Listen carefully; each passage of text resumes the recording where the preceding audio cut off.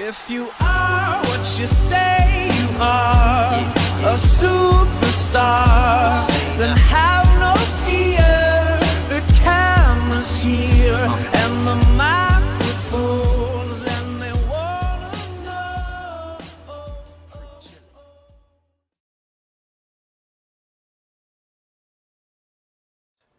Well, good day to you. It's still good morning, actually. I'm gonna be brief. I'm a very interactive presenter when I talk. All right. Outside of the law enforcement thing, you know, I went to college and done presentations, orientation leader, resident assistant in college, all that good stuff. All right. Now on my own personal training, athletic training facility. So outside this uniform, I do a lot more other things. All right. Today, we're going to talk about effective communication. The most general question you'll ever hear: how important is communication to you guys? I need one person to give me a great answer. Most important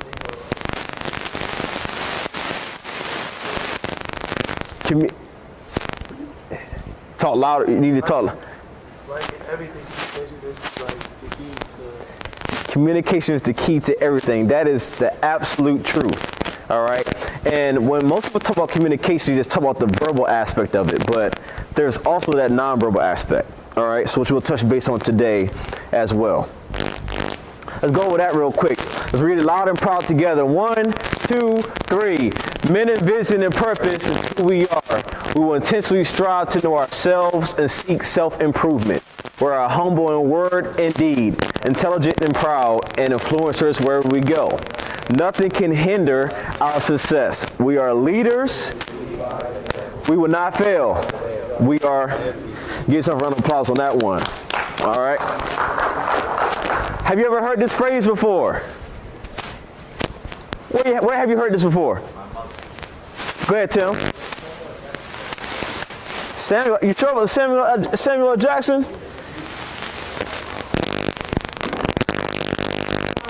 I don't know Samuel. Pay attention.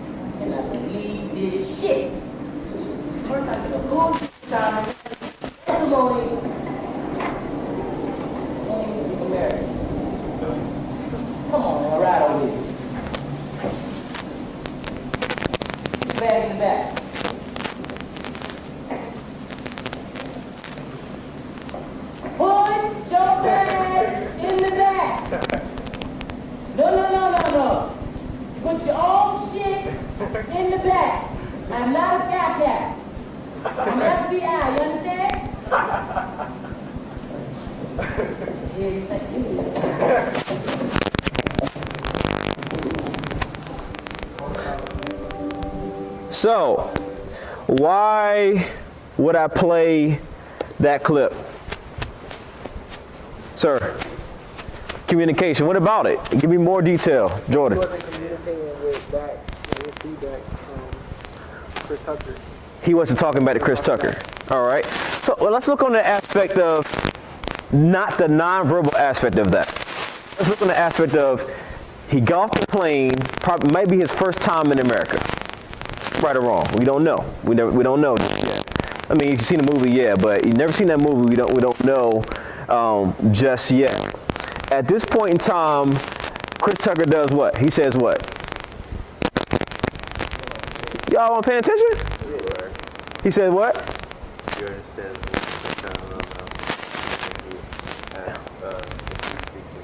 Okay. So in a small picture world, is that somewhat of an insult? Could Jackie Chan know English still? At this point in time, he could be playing dumb, as if, you know, I just don't know English, but you look like an a-hole in a sense, right? All right. So moving on. Our objectives, we're going to go over this real quickly. Consider verbal and nonverbal communication methods, understand and practice, excuse my partial right there, effective listening skills to communicate in clear, respectful, and non-judgmental ways, and know to seek advice when talking about communication. All right. What is communication? Somebody give me a good example, a good definition of what is communication. Interaction between two people, either through verbal, written, or sign. That's pretty good. That's pretty good. Wikipedia, the process of communication is what allows us to interact with other people. Without it, we will be unable to share knowledge or experiences with anything outside of ourselves. Pretty good. That's great definition, by the way. Can we communicate without words? You got to do it all the time on the football field, right? Cover 3 and cover 2. But I'm saying this so you know. Okay. No, I was just saying that. So, all right, if I'm a defensive back and I'm back here with defensive backs, I'm gonna say, or I might got number 3. It's communication on the basketball court, football field, all kinds of things happen. Coach calling a lot of signs off from the outside. We got this thing called hawk reference lately. Even like hawk, bird. Right. Light, you do all, he don't even do no speaking, he just do simple. Right. And that is an example of what? Communication. Nonverbal communication. All right, what about physical attributes? Would these things be considered? The way we look? Are we communicating things by the way we look? What am I communicating with what I'm wearing right now? Without me even saying it, you already know what I am when I walk through the door. All right, when you guys arrive off the bus today and you're in your uniforms, you're already saying what you're gonna do, okay? When you go to work and you have your uniform at work, there's no point for me to say, oh, he worked here, because it's already exemplified for me in front of my face.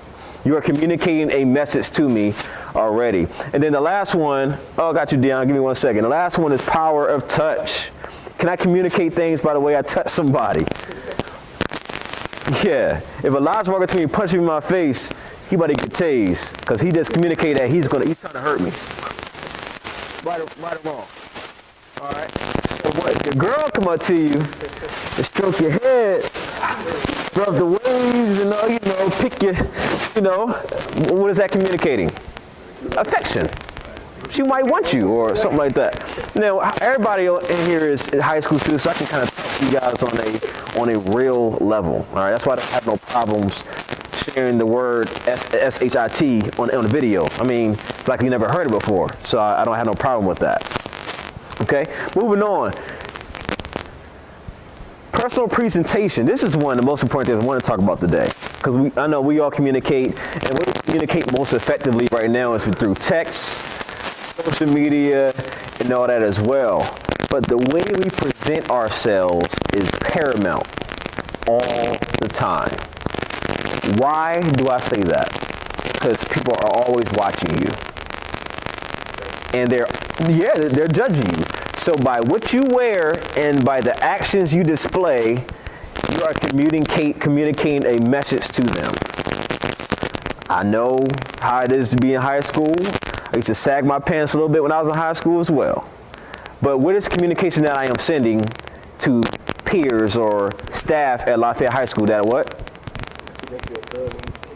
Actually, like a lot of people don't understand what actually means. Like sagging actually means that. Like that's your gay. You can access for other men. I don't get it. That's correct. Sagging. Yeah. That's right. I agree. Sagging comes from jail. It does. And it also comes from when your pants were sagging and you had chains around your ankles and behind your back, you can't pick your pants up. That's why they're sagging. Makes sense, right? All right. So, I mean, these are just things to consider, guys. I understand that you're young, but you want to start building that empire, building your legacy now. So when you get out in the world, you're like, oh, I got this legacy built.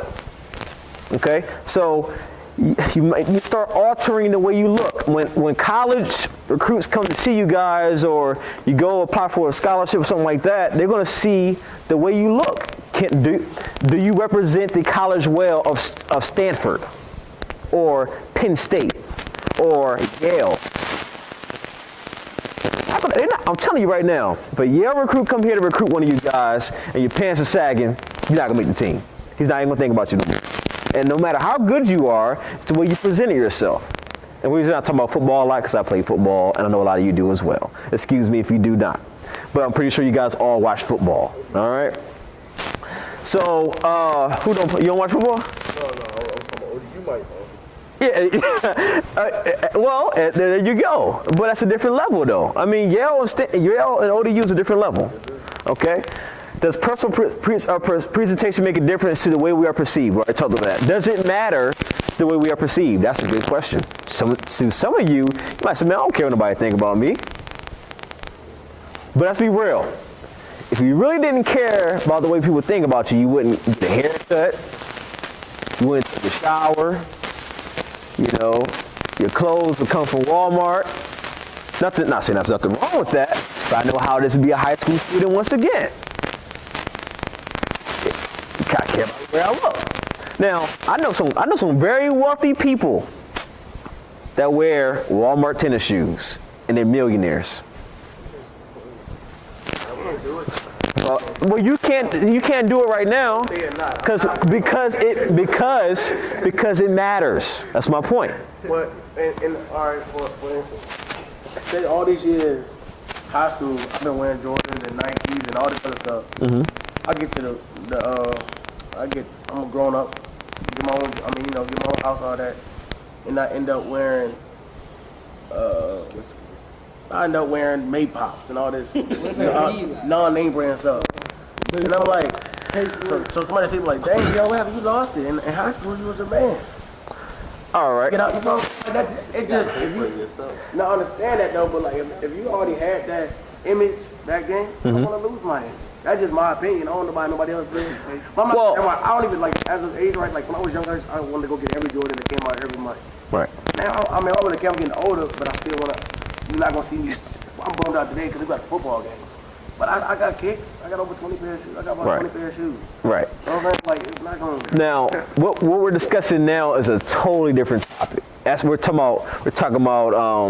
Well, not totally different, but it's different. Because you're talking about almost priorities in a sense. Okay, yeah. Priorities. Funny, that's why the rich people do that. Why? They save every kind of penny that they can. They tight with it. That's why they rich. Okay. All right. Well, this is great dialogue, guys. But, huh? There's nothing wrong with being tight. But tight towards yourself. That's very selfish towards yourself. I can't be selfish towards myself. What? Makes no sense. All right, so we gotta move on. I'm running out of time. I want to do something with you guys. All right, so we're talking about the nonverbal aspect of it, the way we look and all that stuff, the way we're perceived and all that. Okay. Yes, we like to look good, all that, etc. Okay. Then you have the verbal aspect, all right, of how we listen to communication in class, you know, respect and all that. It leads into all that. I want to play a game with you guys. There's a reason you have a card. Everybody go ahead, stand up, make a big circle right here.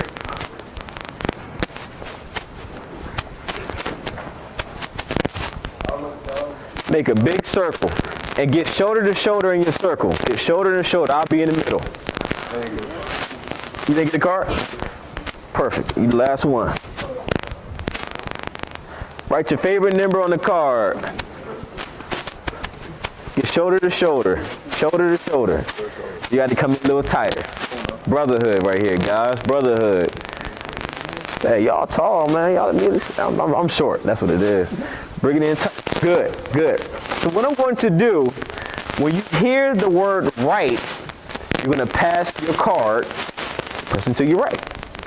When you hear the word left, you're going to pass the card to the person to your left. Let's see how well you guys listen and communicate. I'll step out the circle. I don't want you to see me. I just want you to hear me. You guys ready? One day, the Wright family decided to take a vacation. The first thing they had to decide was who would be left at home, since there was not enough room in the Wright family car for all of them. Mr. Wright decided that Aunt Linda Wright would be the one left at home. Of course, this made Aunt Linda Wright so mad that she left the house immediately yelling, "It will be a right cold day before I return." Raise your hand if you still got the same number in your hand. All right, we'll find out in a second. The Wright family now bundled up the children, Tommy Wright, Susan Wright, Timmy Wright, and Shelly Wright, and got in the car and left. Unfortunately, as they turned out of the driveway, someone had left a trash can in the street, so they had to turn right around and stop the car. They told Tommy Wright to get out of the car and move the trash can so they can get going.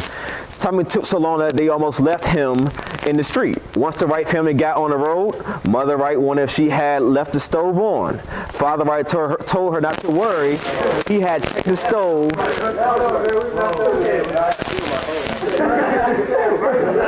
Checked the stove, and she had not left it on. As they turned right at the corner, everyone started to think about other things that they might have left undone.